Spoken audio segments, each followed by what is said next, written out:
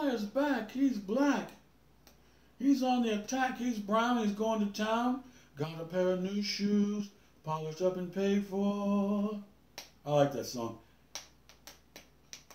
That DVD won't play anymore. It's an old classic DVD with Roger, what's his name?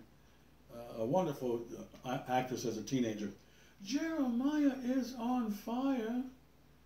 He's yellow, he's mellow, he's white, he's out of sight. He's green, he's mean.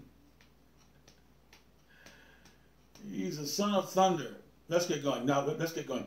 Jeremiah's going to get into the rest of this. Now, we left off on science. Let's get going. This is Jeremiah with New Covenant, and we are indeed keeping our agreement. We've made covenant, and we're going to keep covenant. We called on the name, and we're going to keep the name. We're going to keep God saves for us and others. Let's go to 17, which is Sharpie. 16 is prophecy. We've talked about it enough. That's talking about the future.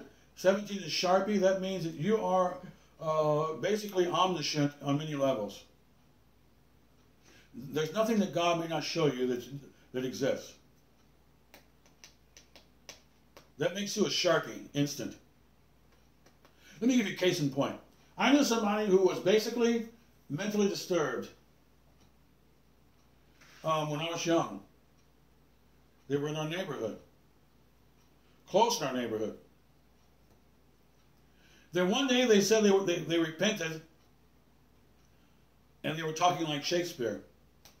Then somebody ran down the street and told me, what happened to this person?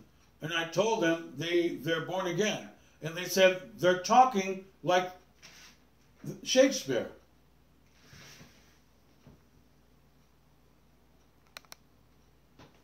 And they said, they're talking like Shakespeare.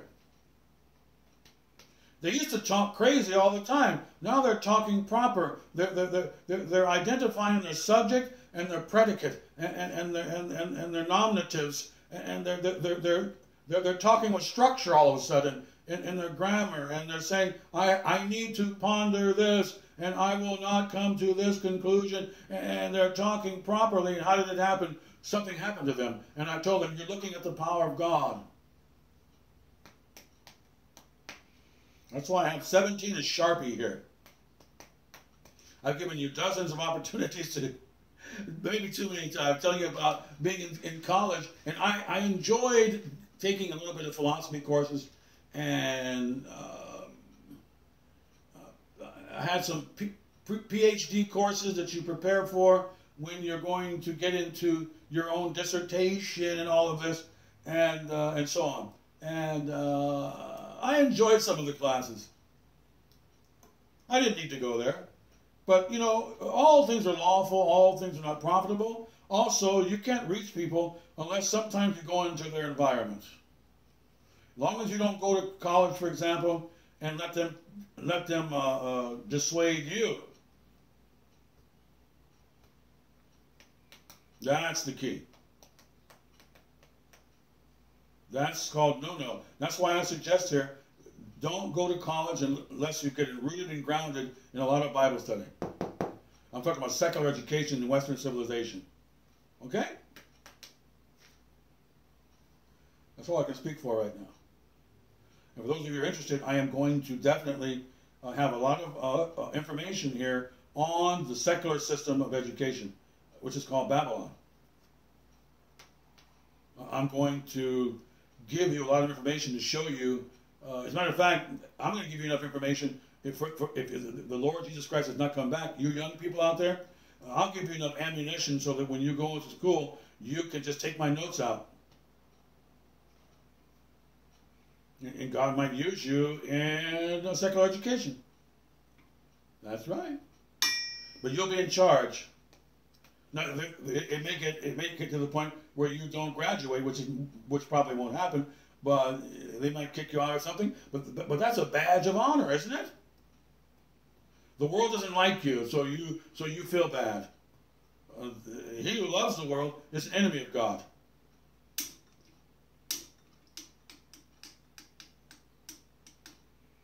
If I were to go back to college for a PhD and they tell me, Jeremiah, we have to kick you out because we don't have Christians in here anymore and we don't tolerate people who love God or something. I'll say, listen, you know what? I'm sorry to hear that, but I don't need your degree anyway.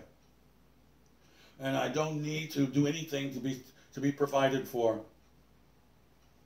Loving Jesus will give me all the provisions I need and more. My cup overfloweth. And maybe God doesn't want me to listen to you lies so much or something. Okay?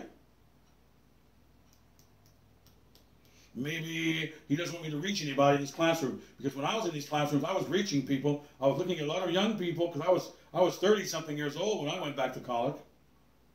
And I went back, and a lot of young people in there, and they're looking at me. They don't know what to. They don't know up from down. I went in there a seasoned veteran, experience, a Hebrews 11 martyreo, a martyr, an experienced person in the teachings of righteousness. And so I was in charge in most of these classes. That went for logic and debate. That went for two. They make you take 2 classes in logic and speech. One's logic and one's speech for core requirements for a bachelor's degree in the United States and possibly in Europe. I don't know. But I went in there preaching like they called me Moses in the art class, or one of the teachers did.